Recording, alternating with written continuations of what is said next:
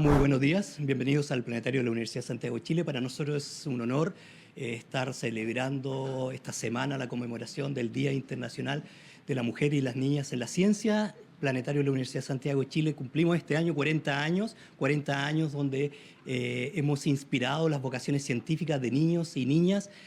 De hecho, hay niños que pasaron acá en estos 40 años que hoy día son científicos, son astrónomos que desarrollan ciencia de primer nivel, así que estamos muy contentos de tenerlos acá y tener toda esta semana actividades en torno a la divulgación de la ciencia, que para nosotros como Universidad de Santiago de Chile, como planetario, es súper importante democratizar el conocimiento y crear mentes, ¿verdad?, que tengan un pensamiento crítico para el desarrollo del país. Así que muy contento de estar acá y tener de visita a la ministra de Ciencia. Muchas gracias. Quiero agradecer al planetario por recibirnos hoy día y recibir a tantos niños. Antes de referirme a la actividad, sí quisiera partir manifestando de parte del gobierno nuestro más profundo pesar y nuestras más sentidas condolencias a la familia de Javiera Montes Cruz. Javiera Montes fue subsecretaria de Turismo, fue una servidora pública por muchos años, nos deja y nos queda su legado. Y por supuesto, como gobierno, en este minuto queremos mandarle un cariñoso saludo a su familia, en particular a mi colega, ¿verdad?, Carlos Montes, ministro de Vivienda, para que puedan encontrar paz y tranquilidad en el cariño de su familia también. Así que como gobierno queremos manifestar aquello, nuestro más sentido pesar con el sensible fallecimiento de Javiera Montes. Dicho eso, volvemos al planetario, ¿verdad?, en un día que no puede sino hacernos imaginar el futuro posible, no puede sino hacernos soñar. Este es un lugar que cumple 40 años de existencia, 40 años albergando a niños, a niñas, a jóvenes, a científicos, en una obra que es además una obra arquitectónica icónica de nuestro país, del arquitecto McClure, ¿verdad? Que nos recuerda la importancia que tiene el que la ciencia esté abierta y sea una posibilidad para todos y para todas. En sus actividades de verano, el planetario recibe a niños y a jóvenes con un panorama maravilloso, con actividades y talleres que permiten gatillar esa curiosidad que es tan importante en el mundo científico, y sobre todo entregándole la oportunidad a niños de todas partes de Chile. Podemos compartir con niños de regiones hoy día también, de poder maravillarse con los planetarios. Yo he contado esta historia muchas veces, pero yo la primera vez que fui a un planetario tenía 11 años, me llevó mi papá, y cambió completamente la forma de ver el mundo. Y creo que esa experiencia es una que tenemos que compartir con los niños, y este lugar maravilloso nos permite precisamente aquello. No basta con maravillarse, también se requieren de políticas públicas. Como gobierno hemos empujado con fuerza la participación de más niños y niñas en ciencia, particularmente mujeres. Esta semana estamos celebrando el Día de las Niñas y de las Mujeres en STEM, en las ciencias, y es fundamental aquello porque cuando la ciencia es más diversa el resultado es mejor. La ciencia tiene que ser el reflejo de la sociedad que somos, tiene que representar la diversidad de nuestra sociedad, ¿verdad? Y a partir de ahí responder las preguntas. Y es por eso que necesitamos avanzar con una mayor participación de mujeres. Hoy día cerca del 30% de los científicos son mujeres, y eso evidentemente tiene un impacto en justicia social, tiene un impacto en la calidad de la ciencia. Distintas son las iniciativas que hoy día estamos empujando. Recientemente tuvimos la oportunidad de dar a conocer el programa Más Mujeres en Ciencia, que es impulsado por el Ministerio de Educación y que nos permitió habilitar casi 3.000, cerca de 2.800 cupos para mujeres en carreras STEM, y de esa forma vamos avanzando en una ciencia que es más justa, más diversa, que es de mejor calidad y que responde a las necesidades del desarrollo de nuestro país, pieza esencial para nuestro gobierno. Creemos firmemente que el desarrollo viene de la mano de la ciencia y la tecnología, y ese desarrollo tiene que ser con todos y todas, y por lo tanto el contar con más mujeres en este ámbito es fundamental. Quiero, antes de pasar a las preguntas, aprovechar también de saludar a toda la prensa presente, a todos quienes trabajan en el mundo de la prensa en este Día Nacional de la Prensa. Hacen un trabajo que es fundamental, así que felicitaciones a los camarógrafos, a los periodistas, a los medios que hay detrás en su día. El trabajo que ustedes hacen es esencial para el fortalecimiento de la democracia. Tenemos enormes desafíos como país que tienen que ser bien comunicados, y puedo decir yo ahora desde el rol de la vocería, distinto del de la ciencia, que el trabajo de comunicar es uno que requiere de mucho cariño, de mucho esfuerzo y que sabemos que en Chile se hace de esa manera. Así que felicidades a todos y todas los trabajadores de la prensa hoy día en su día. Ahora sí, pasamos a las preguntas y yo, si quiere, lo libero porque vamos a estar un buen rato respondiendo cosas. Muchas gracias. Hola ministra, buenas tardes. Quería preguntarle sobre cuáles son los planes a futuro para seguir incentivando a que más mujeres participen y tomen la vanguardia en lo que son las carreras de STEM. Muchas gracias. Bueno, distintas iniciativas, ¿verdad? Si pensamos que hoy día de cada 10 personas que se dedican a la ciencia, solo 3 son mujeres, es indudable que nos estamos perdiendo de oportunidades gigantescas. Cuando miramos el impacto que eso tiene en la vida de las personas, hay un ejemplo famoso que es el ejemplo de los airbags, ¿verdad? Que fueron diseñados pensando en una persona, entre comillas, normal, entendiendo por normal un hombre con cuerpo de hombre que es evidentemente más grande que yo, y eso tiene impacto en la capacidad que tenían, ya no por supuesto, pero en la capacidad que tenían los airbags de proteger a las mujeres frente a un accidente de tránsito. Ejemplos como ese se pueden repetir en todos los ámbitos y es por eso que el contar con un mundo científico, un sistema de ciencia y tecnología que refleje la diversidad del país que somos, lo que nos permite es generar mejor ciencia y mejores soluciones. Hoy día tenemos distintos programas. El Más Mujeres en Ciencia habilitó 2.800 cupos para mujeres en el área de STEM en 42 universidades de nuestro país. Estamos avanzando con paridad en la entrega de las becas de doctorado que hace la Agencia Nacional de Investigación y Desarrollo. Recientemente se dio a conocer la política de género del Ministerio de Ciencia, que fue pionera en su ámbito y que involucra a todas las instituciones del país, instituciones de educación superior, a abordar los desafíos de la brecha de género desde el financiamiento, pero también desde las estructuras y cómo desarrollamos la ciencia.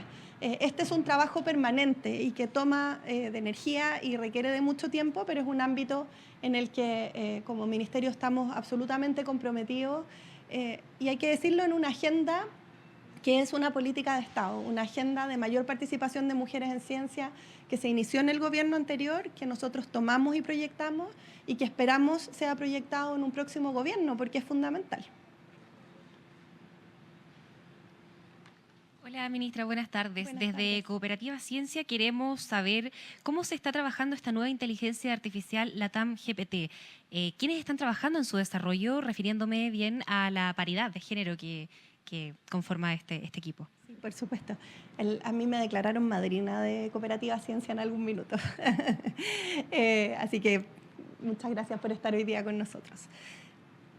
El esfuerzo de hacer un LATAM GPT es un esfuerzo colaborativo que está impulsando el Centro Nacional de Inteligencia Artificial, el CENIA, donde participan más de 30 instituciones de toda Latinoamérica y el Caribe, donde la Universidad de Tarapacá tiene un rol fundamental a propósito de la infraestructura que están disponibilizando y donde el Ministerio de Ciencia ha aportado desde la coordinación internacional con los distintos países y también desde la coordinación para el financiamiento que requiere este modelo para desarrollarse. Es decir, es un esfuerzo que es colectivo, que es abierto y que es reflejo de lo que esperamos sea este modelo de lenguaje. Cuando hablamos de inteligencia artificial, la inteligencia artificial tiene que proyectar el mundo que somos. Igual como hablábamos con las mujeres, tiene que proyectar su diversidad. Tiene que, en el caso de Latinoamérica, no solo hablar español, sino que entender nuestra idiosincrasia, aportar desde la cultura y desde nuestra visión del mundo, y eso tiene que estar presente en el desarrollo. Por 2 motivos. El primero es porque la inteligencia artificial es extremadamente disruptiva y por lo tanto el que se utilice en todos los espacios implica que tiene que tener esta diversidad de miradas o si no las culturas que participan menos tienen el riesgo de desaparecer. Y lo segundo es porque en la medida que desarrollamos nuestro propio modelo de lenguaje se crean capacidades enormes en el país, de ingenieros y ingenieras que están trabajando en el modelo, de nuevas startups que pueden utilizarlo y por lo tanto activa un ecosistema que tiene que ser muy vibrante, ¿verdad? Y muy dinámico en esta materia. Esos principios y valores de diversidad, de apertura, de participación de género, están en el diseño del modelo. Y hoy día todos esos elementos están siendo considerados en esta lógica federada participativa, con muchas instituciones involucradas en el tema y que aspira precisamente a consolidar en un modelo de lenguaje lo que hemos promovido a través del Grupo de Trabajo de América Latina y el Caribe, que es una inteligencia artificial que se basa en principios democráticos, en derechos fundamentales, en equidad de género, pero sobre todo en uso ético y responsable. Muchas gracias, Muchas ministra. gracias. Bueno, también preguntar cómo ustedes están abordando la ética dentro del desarrollo de esta nueva inteligencia artificial y el debate de los sesgos, entendiendo que ya conocemos casos como, por ejemplo, la inteligencia artificial en China y la controversia que ha generado por sus respuestas. Sí. Bueno, el modelo de lenguaje latinoamericano apunta un poco en esa dirección, al entregar una herramienta base, como cerebrito de inteligencia artificial, que tiene esta diversidad de miradas y que en su entrenamiento está utilizando datos que vienen de distintas fuentes de distintos países y por lo tanto tienen ese componente de diversidad incorporado. Ahora, no basta con la técnica, sino que también tenemos que avanzar en regulación. Chile ha sido pionero primero en el establecer reglas para el uso de inteligencia artificial en el Estado. Esto se hizo a través de una circular que se desarrolló con la Secretaría General de la Presidencia en enero del año 2024, es decir, hace ya más de un año, donde se establecen reglas muy específicas respecto de la transparencia, respecto de la responsabilidad, respecto del chequear, precisamente que los sesgos no tengan un impacto en el resultado que se produce a propósito de la inteligencia artificial. Los sesgos existen, no hay que ser ciego a aquello ni ingenuo. Lo importante es hacerse cargo de que esos resultados no generen discriminaciones. Junto con eso, estamos trabajando en un proyecto de ley donde la perspectiva de género ha sido incorporada de manera bien transversal y donde precisamente se están incorporando artículos que apuntan a evitar discriminaciones arbitrarias que pueden estar basadas o en los sesgos o en los modelos algorítmicos. Y ese trabajo es uno que tiene que combinar la regulación por un lado, donde el trabajo del proyecto de ley es fundamental, la técnica por el otro, donde lo que se está haciendo con el modelo de lenguaje latinoamericano es un ejemplo de aquello, pero también en la educación y en la incorporación de más mujeres en el ámbito de la IA. Tenemos un desafío gigantesco. El último índice de inteligencia artificial dio cuenta de que la participación de mujeres en IA era muy baja. Y para eso no hay una única solución, necesitamos distintas iniciativas. Yo espero que varias de las niñas que vimos hoy día que estaban ahí entusiasmadas haciendo unos pins de planeta o pensando en el espacio, se animen y en el futuro sean ingenieras, especialistas en computación, incluso abogadas y diseñadoras, porque también necesitamos mucho de eso para la IA. Muchas gracias, ministra. Muchas gracias. Ministra, preguntarle por los datos que conocimos últimamente que los entrega Google con respecto a la ciberdelincuencia en el mundo. Esta aumentó en el 2024 y 67% se atribuye a grupos con motivaciones económicas, mientras que un 4,5% a grupos motivados por el espionaje. ¿Cómo está Chile preparado respecto a la ciberdelincuencia y cómo también van a ir trabajando en este aspecto? Bueno, Chile ha dado pasos importantes durante este gobierno precisamente en esa materia. La creación de la Agencia de Ciberseguridad es probablemente el ejemplo más visible de aquello. Nos hemos preparado con institucionalidad porque efectivamente estamos frente a delitos y a fenómenos que no conocíamos antes o respecto de los cuales no teníamos capacidades al interior del Estado para enfrentarlos. La agencia es un ejemplo de aquello que viene acompañada de una política y de una hoja de ruta, donde estamos incorporando, por ejemplo, investigación en la materia. Ya desde el año pasado, las becas que se entregan desde la Agencia Nacional de Investigación y Desarrollo están focalizadas en el ámbito de la ciberseguridad para tener más investigadores en esa área. Lo mismo estamos haciendo con los proyectos de investigación. Y eso se complementa con una regulación que es estricta, que le entrega a las policías mayores facultades, que además tiene una agencia que puede abordar el desafío hacia el futuro. Ahora, dicho aquello, hoy día la velocidad a la que avanza la tecnología y su carácter extraterritorial, ¿verdad? La tecnología no conoce fronteras, exige también de un esfuerzo mayor. Y ese esfuerzo mayor se da en el ámbito internacional. Chile participa de manera regular y permanente en los foros internacionales donde se discuten estas materias. Yo misma vengo llegando ayer en la mañana de París a propósito de la cumbre de inteligencia artificial donde se discutieron en estas materias. Y aquí es importante explicar por qué. Porque no es solo juntarse los países a entender qué está pasando, sino que son reuniones donde se abordan formas de enfrentar estos desafíos que son similares. Y si logramos los países ponernos de acuerdo en la forma de perseguir, la efectividad que tienen esas normas y esas regulaciones son fundamentales. Y es por eso que no es solo a nivel local, sino que la agenda internacional es muy activa en esta materia. ¿Y qué le parece políticas, por ejemplo, como las que ha adoptado el gobierno de Donald Trump pensando en el espionaje? ¿Chile está viendo ese tema o no estaríamos en ese riesgo? No estoy 100% familiarizada con la medida del presidente como Trump. de TikTok, en ese sentido de ir viendo qué aplicaciones se podrían utilizar para el espionaje. El desafío que hoy día existe, particularmente con plataformas que son tan grandes, que tienen una presencia tan masiva a nivel global, y donde precisamente existe tecnología, a propósito de las preguntas que nos hacían recién, que tienen riesgos de sesgo, tienen riesgos de mal uso, es algo que nos ocupa permanentemente. Aquí el presidente Boric ha sido muy claro en materia tecnológica. A la tecnología no hay que tenerle miedo, pero no hay que ser ingenuo respecto de su uso y de cómo se aborda por parte de los distintos países. Y es por eso que avanzamos en regulación de inteligencia artificial, que existe la Agencia de Ciberseguridad, pero por sobre todo que estamos permanentemente en contacto y en coordinación con el resto de los países para poder abordar estos desafíos, porque es importante reconocerlo. Esto no es dicotómico, no es o bueno o malo. Como todas las cosas en la vida tiene de bueno y de malo, y el desafío y el trabajo que hemos hecho es para precisamente aprovechar al máximo lo bueno y reducir los riesgos respecto de lo malo. Y eso es un trabajo que sin duda va a ocupar parte importante de la agenda del gobierno este año y los próximos, porque las tecnologías llegaron para quedarse y hoy día son parte esencial de la discusión global. Pasamos a las preguntas de contingencia. Muchas gracias. Gracias. Ministra, buenas tardes. Buenas tardes. Yo le quería consultar en base a una iniciativa que planteó recientemente la senadora Fabiola Campillay respecto a la dieta que reciben los parlamentarios desaforados. ¿Qué pasa en una lógica similar con los alcaldes que siguen recibiendo sueldo, pero que están en un proceso judicial, que están presos? ¿Qué sucede ahí? ¿Qué pasa con ese sueldo? Bueno, todas estas materias están reguladas por ley, ¿verdad? Y quienes interponen las sanciones que podrían limitar este tipo de cosas son los propios tribunales en el marco de los procesos judiciales.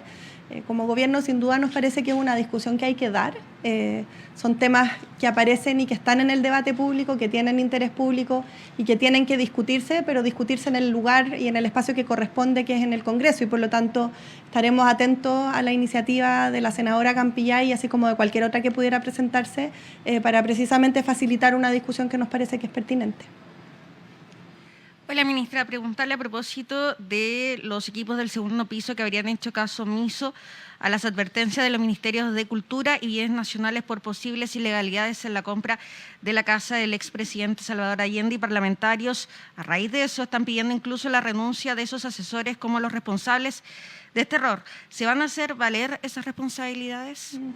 Hoy día, a propósito de la fallida compra de la casa del expresidente Allende, se han realizado una serie de iniciativas y se están llevando adelante una serie de procesos, desde sumarios administrativos en el Ministerio de Bienes Nacionales, que es donde se llevó adelante parte importante del proceso, la Fiscalía está mirando el asunto, el Tribunal Constitucional. Como gobierno hemos sido muy claros en dos puntos. El primero, que por supuesto reconocemos que aquí hubo un proceso que no se llevó adelante de la manera que esperábamos, donde hubo errores que se identificaron y frente a los cuales se tomaron acciones de inmediato para que no tuviesen las consecuencias o concluyeran esos procesos que estaban en curso. Y lo segundo es que estos procesos que se están llevando adelante por instituciones que tienen el mandato de hacerlo tienen que desarrollarse de la mejor manera posible, y eso es sin incidencia por parte del Ejecutivo más que la contribución que hacemos con documentos. Y es por eso que entendiendo la preocupación, como gobierno no comentamos respecto de trascendidos o de las opiniones que puedan existir al respecto, como una forma de respetar que los procesos judiciales que se están llevando adelante y administrativos lleguen a puerto de buena manera. Y una vez que ellos concluyan, y dependiendo de las conclusiones que arrojen, se harán valer todas las responsabilidades que correspondan a la luz de esos resultados. Hola, ministra. Bueno, ante el cierre de un acceso de estación de Puente Calicanto y el posible cambio de locación del restaurante La Piojera, ¿se podría considerar que Santiago Centro está en una crisis de seguridad y dejó de ser atractivo para los turistas? ¿Qué medidas piensan abordar al respecto? Santiago Centro es un lugar hermoso. Yo he trabajado toda mi vida en Santiago Centro y las pocas veces que me he ido de ahí lo he extrañado cada segundo. Tenemos un desafío de seguridad, absolutamente, y esto lo hemos reconocido todas las autoridades involucradas en el proceso. Pero junto con reconocer el desafío, hemos tomado acciones y medidas, que es lo relevante, ¿verdad? No basta con el diagnóstico, sino que hay que hacer cosas. Y esas cosas han incorporado mayores presupuestos, mejores políticas públicas, una institucionalidad mejor equipada para poder hacerse cargo de los desafíos nuevos, planes que se actualizan en base a evidencia de manera permanente, el Plan Calle Sin Violencia es un ejemplo de aquello, y que requieren de una colaboración de muchos actores. Uno de los desafíos grandes con los que nos encontramos al llegar al gobierno es precisamente la coordinación entre las policías, con las autoridades locales, con el Ejecutivo mismo para poder enfrentar estas materias, y eso es algo que hemos trabajado intensamente por ir resolviendo. Ese ejercicio es el que vamos a continuar haciendo respecto de Santiago Centro. Es en lo que están abocados nuestras autoridades, no solo Santiago Centro, sino que en otras comunas y lugares que tienen desafíos importantes. Y creemos, estamos convencidos, y así lo avalan las cifras, que es una carrera que estamos en proceso de ganar. Se han hecho avances, se han logrado detener curvas que iban en ascendencia muy rápida, ¿verdad? Y eso es el resultado de todo este trabajo. Sabemos también que las preocupaciones son inmediatas y que uno quisiera tener soluciones inmediatas para estos problemas, pero son problemas de alta complejidad que requieren de soluciones de alta complejidad, y en eso el gobierno está trabajando profundamente, y por lo tanto lo que yo les diría es que estamos trabajando incansablemente por resolverlo. Ministra, buenas tardes. Sobre la discusión en torno a la reubicación de la estatua del general Baquedano, preguntarle cuál es la expectativa sobre lo que defina hoy el Consejo de Monumentos Nacionales. También, si cree que debiese abrirse la posibilidad de una consulta a autoridades electas, y también cómo se responde a los cuestionamientos que aluden a que esto es una decisión política. Hoy una reunión del Consejo de Monumentos Nacionales, entendemos que fue una reunión muy productiva. El resultado de esa reunión se va a comunicar por el propio Consejo en las próximas horas. Es una discusión en torno al patrimonio de nuestra ciudad que es del todo relevante, y donde el foco ha estado puesto en la restauración. El monumento se ha restaurado. Se ha trabajado con los distintos actores, incluido el Ejército, para entender cuál es el mejor lugar donde debiera ubicarse, un lugar que dé cuenta de la importancia, del valor que representa, que tenga la visibilidad suficiente, también que converse con los desafíos de urbanismo gigantes que se están haciendo en el eje Providencia-Alameda, con un proyecto que involucra autoridades de distintas partes y que apunta a darle una mejor fluidez a la ciudad, con una serie de elementos todos juntos, ¿verdad? Las discusiones en torno a los monumentos tienen que ser abiertas y tienen que hacerse desde los consensos, porque tienen que ver con la forma en cómo vamos construyendo historia. Y eso es una forma en cómo gobierno hemos trabajado estas materias. No nos parece que sea un espacio de polémica política, ¿verdad? Porque tiene que ver precisamente con la historia que somos y que dejamos. Ese va a ser el espíritu con el cual se va a llevar adelante esta conversación, escuchando, por supuesto, al Consejo de Monumentos Nacionales, que es la autoridad técnica con competencias en la materia, y tratando de avanzar en algo que le dé tranquilidad a los chilenos de que su historia va a estar resguardada, de que su ciudad va a funcionar bien y de que quienes tienen que ser reconocidos lo van a hacer en el espacio con toda la visibilidad y respeto que lo merecen. Y ministra, por otro tema, ayer la subsecretaria Nicole Cardot señaló que no recuerda que desde su sector haya habido un enfrentamiento directo con Carabineros durante el estallido social. Preguntarle si comparten esta postura, si es una postura del gobierno, y también cómo responden a las críticas que surgieron desde la oposición, que le acusaron a Cardot de faltar a la verdad. Es importante señalar que la subsecretaria Cardot no estaba haciendo una evaluación histórica del estallido social. y es importante mirar la entrevista entera para darse cuenta de que no es una evaluación histórica del estallido social. Respecto de eso, el gobierno y las autoridades de gobierno, incluso desde esta vocería, nos hemos referido muchas veces, nos hemos referido sobre todo a algo que creemos que es realmente la preocupación de la ciudadanía en cómo avanzamos en seguridad y cómo hacemos un trabajo colaborativo con Carabineros que se basa en dichos, porque lo decimos permanentemente, pero también en hechos, con aumentos presupuestarios de más de 15%, con recuperación de la flota vehicular, con más tecnología, que apunta precisamente a aquello, a cómo le entregamos a Carabineros herramientas para poder hacer bien su trabajo. Ministra, con respecto a la emergencia en la zona centro-sur, particularmente en la región de la Araucanía, desde el gobierno siguen sosteniendo que detrás de los incendios en la Araucanía hay una intencionalidad ligada a causas de disputas por las tierras. A ver, la intencionalidad de los incendios no es una novedad, lo hemos dicho incansablemente. Los incendios en un 98-99% tienen una causa humana. Por cierto, no todos ellos intencionales, muchos de ellos negligentes, pero existe una intencionalidad. Y eso ha llevado a hacer despliegues no solo en el combate de los incendios, sino que también en la persecución de aquellas personas que con intención inician estos fuegos que después tienen consecuencias catastróficas.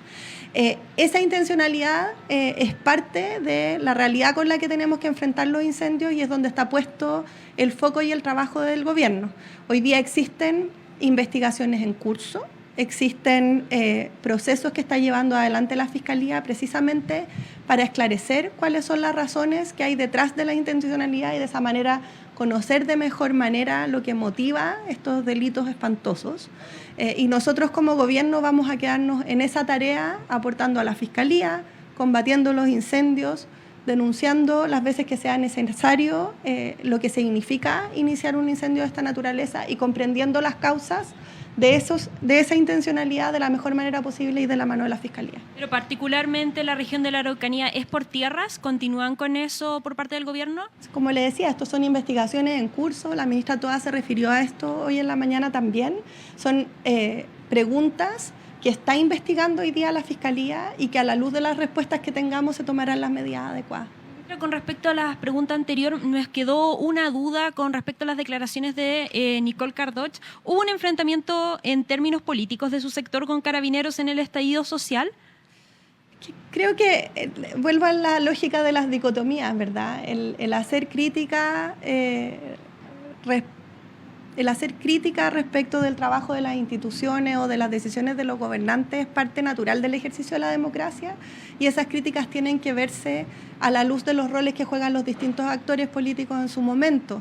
El hacer esas críticas que se fundan en la protección de los derechos humanos o el valor de la democracia no puede y no debe entrar en contradicción con fortalecer a las policías, con prevenir acciones violentas, con condenar la violencia cuando ocurre, y eso es lo que como gobierno hemos hecho de manera permanente, es reconocer la crítica como un ejercicio democrático, avanzar en fortalecer las instituciones y proyectar desde ahí soluciones a las necesidades de las personas. Hola, ministra. Consultarle en el marco del Día de la Prensa. ¿Cómo está la relación con esta? ¿Ha mejorado desde su perspectiva en vista de que han tenido varios choques desde el gobierno? Nosotros mantenemos una relación que es permanente, como todo país democrático, donde la conversación, la crítica, las discrepancias se discuten de manera abierta y de cara a la ciudadanía. Ese es un ejercicio que hace la prensa, que hacemos las instituciones y que son parte de la construcción de un rico debate público que fortalece y empodera también a los ciudadanos. Desde ese espacio hemos trabajado con la prensa y seguiremos trabajando con la prensa para adelante. Sobre otra pregunta, si nos puede dar sus impresiones sobre la nota del New York Times que indica que habría un posible involucramiento desde la Embajada de Venezuela en el crimen de Ronald Ojeda. Bueno, como lo hemos dicho respecto de otros casos, ¿verdad? Que hay un elemento que es político, por supuesto, donde como gobierno hemos dicho que de confirmarse estas alegaciones nos parecen de la más absoluta gravedad, donde se tomarán todas las acciones disponibles del derecho internacional para poder enfrentarlas, hacer valer las responsabilidades y resguardar nuestra soberanía. Esa es la posición que como gobierno hemos tomado desde el primer minuto.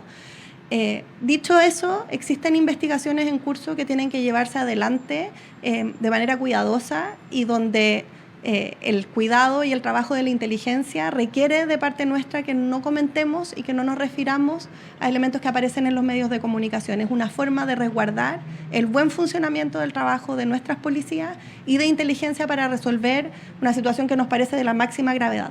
De confirmarse los hechos, por supuesto que vamos a actuar con toda la fuerza de la ley y usando todas las herramientas que nos entrega el derecho internacional para hacer frente a algo que nos parece gravísimo. Súper. Muchísimas gracias y feliz día. Gobierno de Chile. Chile avanza contigo.